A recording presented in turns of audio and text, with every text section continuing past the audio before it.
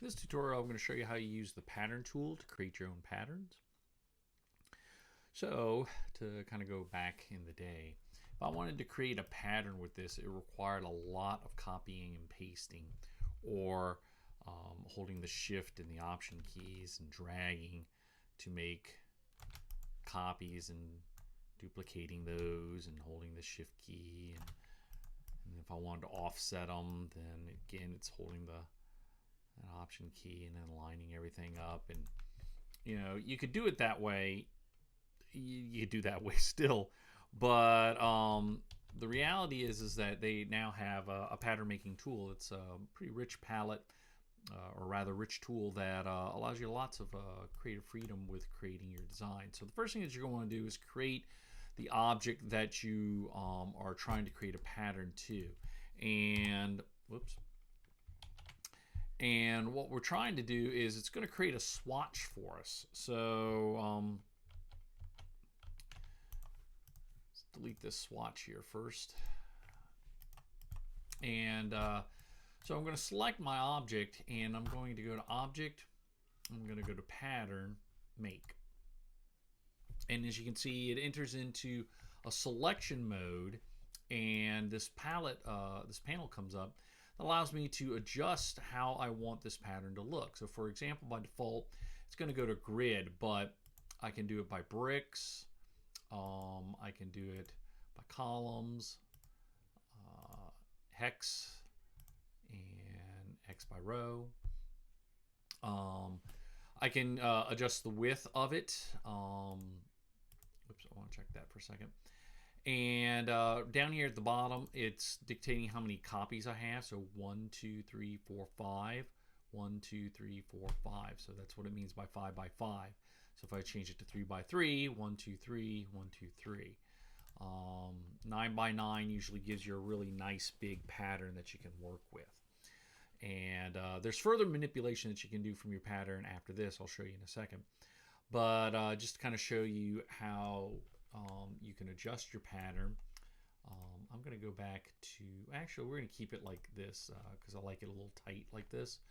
But by default, we usually use a grid. But since this is a circular pattern, it's going to create this kind of negative space in there. So I'm going to go back to this. You can see how this is my original file. It's darker, and this one is my copies. And that's what dim copies means. By default, it's 70%.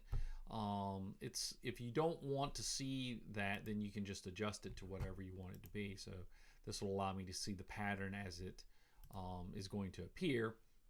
But I usually keep mine to the default so that I can see just how this thing is starting to kind of shape up. I can name the pattern. I'm going to leave it as new pattern, but actually I'm not, because best practices and good habits. So I'm going to name my pattern. And then when I'm ready to save it, I'm going to click Done. If you click Cancel, then of course, obviously your pattern's not going to get saved. So we're going to click Done.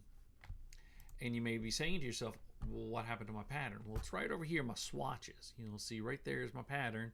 There it is, circle pattern. So what happens at this point is I can draw a square, and because my pattern is selected, like see now it's red, a fill of red, but if I click on my pattern, you see my fill has changed to my pattern. And I can adjust, and as I adjust my square, adjust my pattern. And if I want to change the size of the pattern in here, well, I'm going to click on the scale tool, double click on it. And the scale option, it's important that you just you select what you've created the pattern in. Double click on the scale tool, and when you double click on it, I've got it set to 50% right now. But right down here under options, it's scaling the object to 50%. But you also see you can transform patterns. So if I want to keep that box the same size that it was, I'm going to uncheck that, and that's how I scale down my pattern and make my pattern smaller. This also works for type as well. So we'll take my word here, I created the outlines, and I'm going to hit it with my pattern, and there it is. It fills it in there with my pattern and automatically masks it out. Just like before, if I want to change that to smaller, I'm going to select my word, double click my scale tool. I'm going to turn off transform the object because I just want to make the pattern smaller. Click OK, and it reduces the size of my pattern. And that's how you use the pattern tool in Adobe Illustrator.